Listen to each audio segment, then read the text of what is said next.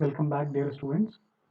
Today we shall solve one numerical example based on the expected monetary value criteria, which is part of decision making under risk. So let us take this example.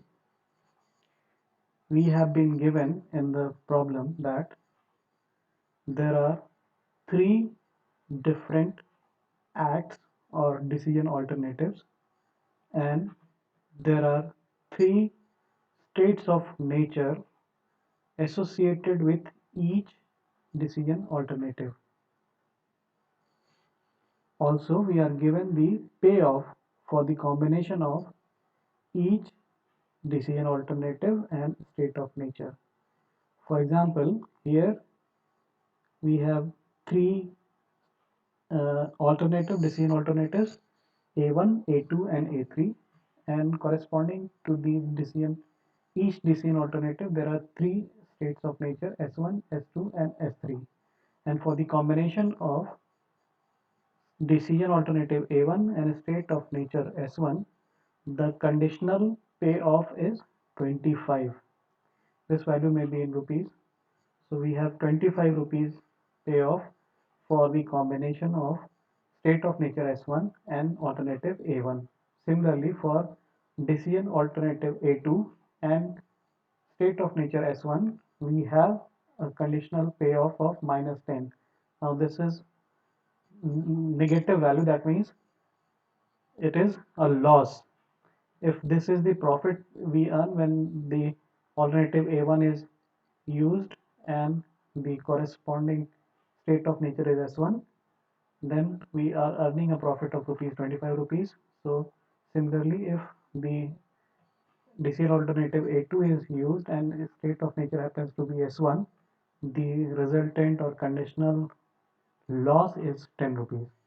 Similarly, here again there is a loss value, so this is minus 125 for the combination of A3 and S1. Likewise, all the payoff values are given. So only these two are negative, that means these are losses, and others are profits for the combination of a state of nature and the alternative. Now also we are given the probabilities of the three state of nature. The probability of S1 is 0.1, for S2 it is 0.7, and for S3 it is 0.2. We have to calculate and tabulate EMV, and we have to conclude which of the three acts can be chosen as best.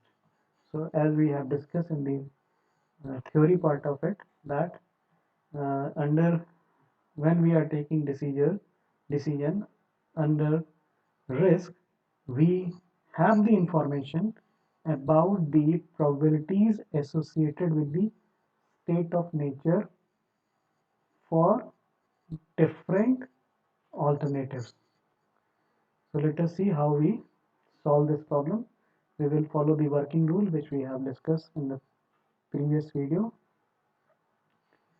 So we will first construct the expected profit table, and then we will calculate the EMV value for the different alternative acts. So like we were already given the three alternative decisions are known to us, A1, A2 and A3. The conditional payoff corresponding to the combination of state of nature and decision alternative are known to us. This was already given in the question, and this value was also given in the question. The probabilities of the states of nature was given in the question. S1 has the probability of 0.1, S2 has the probability of 0.7, and S3 has the probability of 0.2. Now what we will do is we will calculate the expected profit. Once again, what we will do is we will multiply the conditional payoff by the probability of the state of nature. So for the first state of nature and the different decision alternatives, we will calculate the expected profit. Like for the combination of S1 and A1, the expected profit is the product of the conditional payoff and the probability of the state of nature, that is 0.1 multiplied by 25, it gives us 2.5. Then 0.1 multiplied by minus 10 gives us minus 1.0. 0.1 multiplied by minus 125 gives us minus 12.5. Similarly, here 400 multiplied by 0.7 gives us 280. 440 multiplied by 0.7 gives 308. 400 multiplied by 0.7 gives 280. Then for the third state of nature S3 and combination of S3 with A1, A2 and A3, we calculate the expected profit, which is equal to zero point 0.2 into 650, that is 130 for combination of S3 and A1, and then 140, which is 740 into zero point 0.2 for A2, and for A3 it is zero point 0.2 multiplied by 750, so we have 150 here.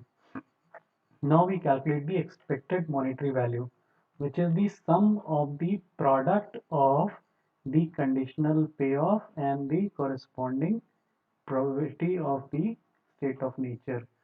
So this is 2.5, then 280, then 130. We take the sum of these three. This is 412.5 for decision alternative A1. This is the expected monetary value for decision alternative A1. And for A2, similarly, we can calculate the expected monetary value. We will take the sum of these three expected profit value minus 1 plus 308 plus 148 gives us 455. Then for the third decision alternative A3, the expected monetary value is minus 12.5 plus 280 plus 150, that is equal to 417.5. Now we will compare the three different EMVs for the different decision alternatives. So we find that the EMV value, expected monetary value, corresponding to the decision alternative A2 happens to be the maximum out of the three EMVs. So as we are dealing with the profit related problem, our objective is to maximize the expected monetary value. So we will choose the alternative which maximizes, which gives the maximum EMV. So here in this case, decision alternative A2 gives the maximum EMV. So what will we do? We will take the decision of choosing alternative A2. We can conclude that alternative A2 can be chosen as the best act. So this is how we select the best alternative in the case of decision making under risk using expected monetary value criteria.